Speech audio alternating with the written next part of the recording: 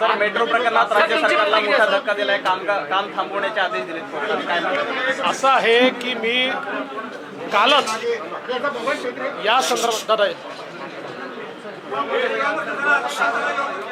मी या संदर्भात सभागृहामध्ये परिस्थिती स्पष्ट केली होती की अतिशय इल्लीगल ऑर्डर या ठिकाणी जो राज्य सरकारने MMRDAला ती जागा देण्याचा दिला आहे तो चुकीचा आहे.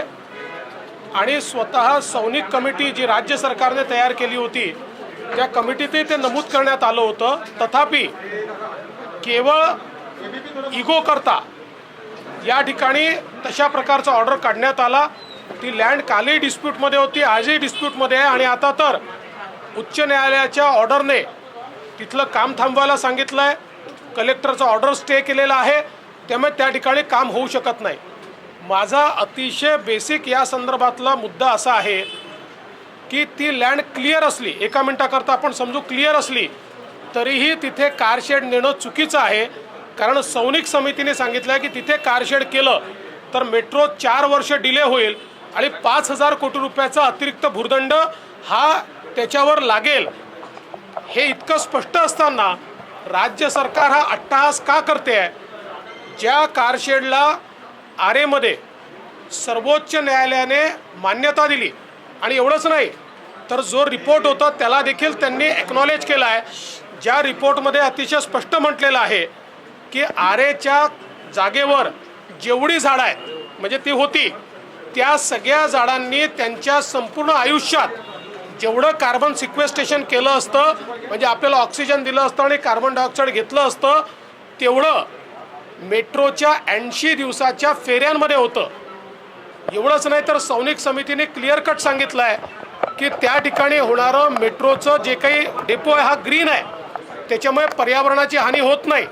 आणि त्याच्या अगेन्स्ट सौनिक समिती रिपोर्टमध्ये हे देखील आलेलं आहे की आता आपण जिथे नेतोय तिथे पर्यावरणाची हानी होणार आहे. आणि मग असं सगळं असताना केवळ आणि केवळ आपल्या इगो करता अशा प्रकारे मुंबईकरांना मेट्रोपासनं वंचित ठेवण्याचं काम हे सरकार करताय. आमची आजही मागणी आहे की आपला इगो सोडा आणि सुप्रीम कोर्टाने आपल्याला आरेची जागा दिली आहे. फार थोडी जागा आता लागणार आहे. ग्रीन कारशेड त्या ठिकाणी होणार आहे. पर्यावरणाची कुठली हानी नाही आहे आणि मुंबईकरांना 2021 साली मेट्रो आपण देऊ शकतो. त्यामुळे ते तात्काळ दिली पाहिजे अशा प्रकारची आमची मागणी आहे. आणि मला असं वाटतं की अक्षरशः राज्य सरकारला चपराक कोर्टाच्या निर्णयाने बसली आहे. मुख्यमंत्र्यांनी ज्या पद्धतीने जाहीर केला, काय गरज होती त्यांना मुख्यमंत्री अधिकाऱ्यांनी चुकीचं ब्रीफिंग केलं होतं की त्यांचा आपला इगो? मला असं वाटतं की काही अधिकाऱ्यांना हे लक्षात आलं की मुख्यमंत्र्यांनी आरेमध्ये कारशेड न करण्याचा इगो केला आहे आणि त्याचा फायदा घेऊन त्यांना पूर्णपणे चुकीचं ब्रीफिंग करण्यात आलं आहे. त्यांनी त्याची कुठली शहानिशा केलेली दिसत नाही. काल ते असं म्हणाले की मुंबईच्या मेट्रोत कोणी मिठाचा खडा टाकू नये, पण मुंबईच्या मेट्रोत त्यांच्या निर्णयामुळेच मिठाचा खडा पडला.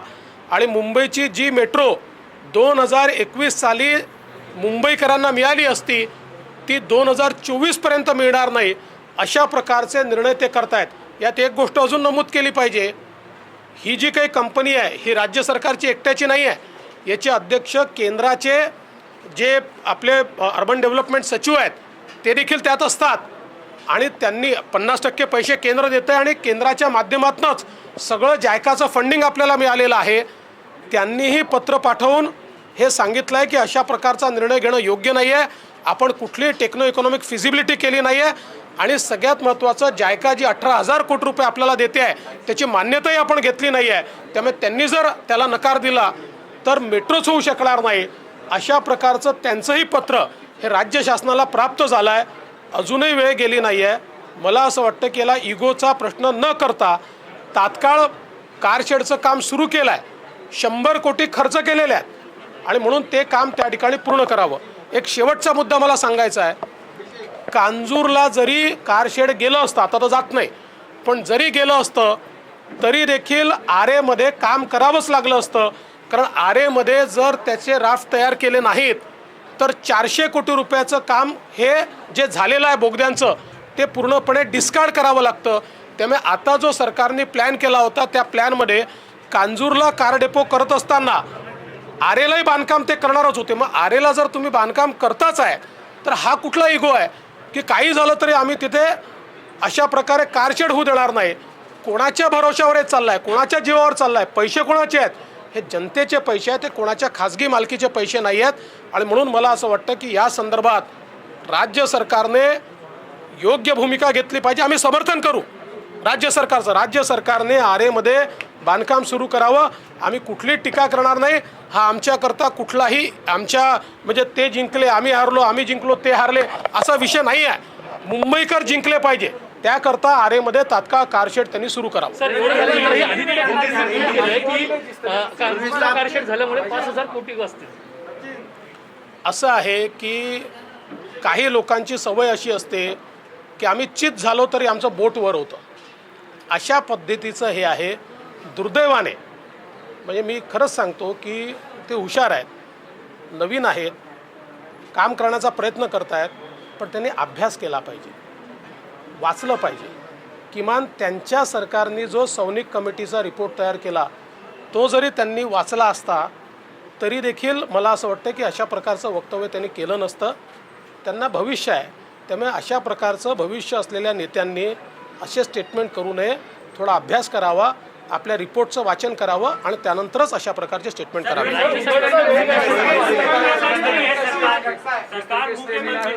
देखिए, मैंने कल भी विधानसभा में ये कहा था कि जो मेट्रो का कार शेड है इसको आरे में कार शेड तैयार करने के लिए हाई कोर्ट ने, ग्रीन ट्राइब्यूनल ने और सुप्रीम कोर्ट ने मान्यता दी.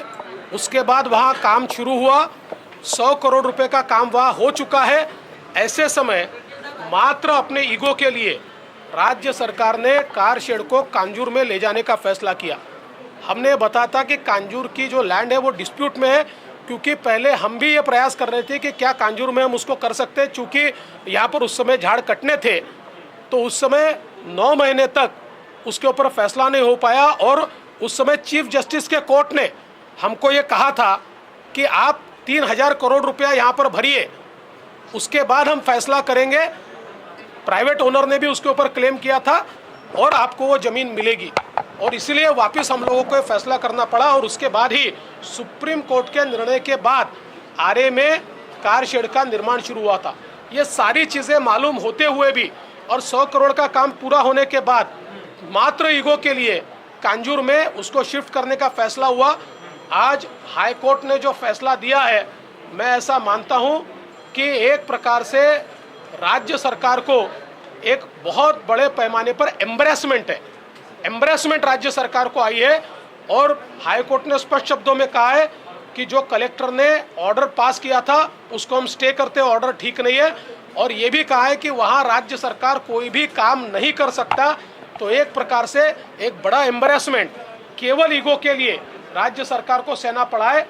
और मैं तो वापस कहना चाहता हूँ, कल भी मैंने इसी सरकार ने जो एक एक्सपर्ट कमेटी तैयार की थी उसका रिपोर्ट भी कल मैंने हाउस में दिखाया.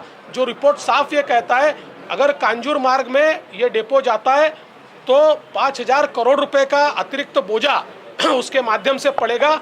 और इतना ही नहीं, तो जो 2021 में मेट्रो मिल सकती है वो मेट्रो 2024 तक नहीं मिलेगी.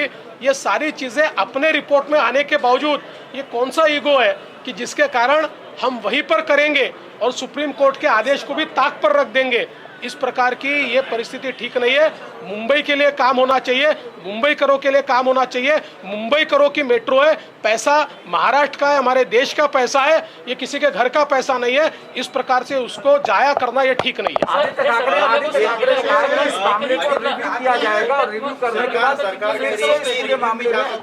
देखिए, आदित्य ठाकरे युवा है, नए नए मंत्री बने. हमारी अपेक्षा उनसे ये है कि उन्होंने जनहित में काम करना चाहिए, हमारे प्रदेश के हित में काम करना चाहिए. और सबसे बड़ी बात, जो युवा होते हैं, पढ़े लिखे होते हैं, उन्होंने कम से कम रिपोर्ट्स को पढ़कर बात करनी चाहिए.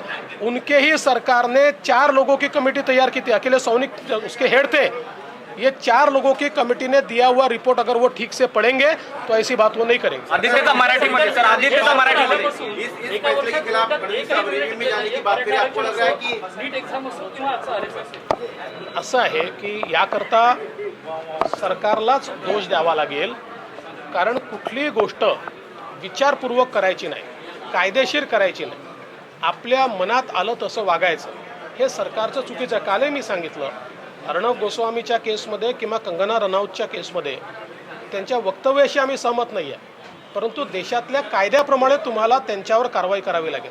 आता खरं म्हणजे माननीय मुख्यमंत्री महोदयांना लक्षात घ्यावं लागेल की ते केवळ शिवसेना पक्षप्रमुख नाही आहे। शिवसेना पक्षप्रमुख असताना बाबा यांनी आपल्या विरोधात बोललं तर चला तुम्ही जाऊन निदर्शनं करा असं म्हणता येत होतं। आता ती परिस्थिती नाही, ते मुख्यमंत्री आहेत, ते एका संवैधानिक पदावर आहे, सरकार ते चालवत आहेत, त्यामुळे त्यांना आणि त्यांच्या पक्षाला किंवा सरकारला हे समजून घ्यावं लागेल की आपल्याला कुठलीही कारवाई ही कायद्याने करावी लागेल, कायद्यात जे काही सांगितलं आहे त्यानुसार करावी लागेल। अर्णब गोस्वामी आणि कंगना रनौत यांच्या केसमध्ये त्यांच्याकडे अनेक ऑप्शन्स उपलब्ध असताना नाही आम्ही म्हणू ते झालं पाहिजे आणि आमच्या विरुद्ध बोलता का दाखवून देतो, ही जी काही पद्धत आहे या पद्धतीमुळे वेगवेगळ्या केसेसमध्ये त्यांना अशा प्रकारे एम्बॅरसमेंट सहन करावं लागतं आहे आणि कुठलाही फोकस नाही आहे। म्हणजे मराठा आरक्षणाच्या केसमध्ये तर आपण बघितलं, आज जे 2000 मुलं बसलेले आहेत ते 2000 मुलं का बसले याचं कारण त्यांचं सिलेक्शन झालं होतं, त्यांना ऑर्डर द्यायचा होता आणि हे सगळं तुम्हाला माहीत नव्हतं। पहिल्या हिअरिंगमध्ये कोर्टाने न विचारता तुम्ही स्वतः त्या ठिकाणी सांगितलं बघा बघा आम्ही GR काढलेला आहे, आम्ही कुठली अपॉइंटमेंट करणार नाही आहे, हे सांगण्याची आवश्यकता काय होती? बरं ते सांगायचं होतं तर हे सांगता आलं असतं की आम्ही ज्यांचं सिलेक्शन केलं त्यांच्या व्यतिरिक्त आम्ही नव्याने इंटरव्ह्यू करणार नाही किंवा नव्याने प्रोसेस करणार नाही, असं काही केलेलं नाही। म्हणून या सरकारमध्ये कुठलाही समन्वय नाही। आदित्य ठाकरेंनी रिव्ह्यू करू असं सांगितलं मराठीमध्ये। असं आहे रिव्ह्यू केल्याने देखील काय फरक पडणार आहे? जी फॅक्ट आहे ती एस्टॅब्लिश झालेली आहे। मला असं वाटतं की कुठेतरी सत्य स्वीकारून पुढे गेलं पाहिजे। अजितदादा असं म्हणाले की ईगो राजनीति नहीं करनी चाहिए अभी भी कोर्ट के फैसले के बाद, लेकिन सरकार रिव्यू और रिव्यू देखिए सरकार इसमें जितना लेट करेगी उतना एस्केलेशन कॉस्ट बढ़ेगा। देखिए सुप्रीम कोर्ट में ये बात भी आई है कि 1 दिन का डिले जब मेट्रो में होता है तो उसकी अपॉर्चुनिटी कॉस्ट, उसमें इंटरेस्ट की कॉस्ट मिलाकर 5 करोड़ रुपए का नुकसान होता है रोज का। और पिछले साल भर से इस मेट्रो को इस सरकार ने अटका के रखा है, तो कितना नुकसान इसमें हो रहा है। अगर ये सरकार इस बात को समझे कि आपके ईगो के लिए आप जनता के पैसे का कितना नुकसान कर रहे हो, ये कहीं ना कहीं सरकार को समझना होगा। अजितदादा असं म्हणाले की भाजपचे काही आमदार संपर्कात आहेत आणि येत्या काही दिवसात ते राष्ट्रवादीत किंवा इतर पक्षात प्रवेश करू शकतात।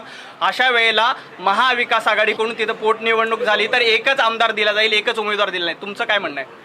असं आहे, अजितदादा जे काही म्हणाले हे राजकारणामध्ये आपला रिलेव्हन्स दाखवायला बोलावं लागतं आणि अलीकडच्या काळात दादांना रिलेव्हन्स दाखवायची वेळ आली आहे।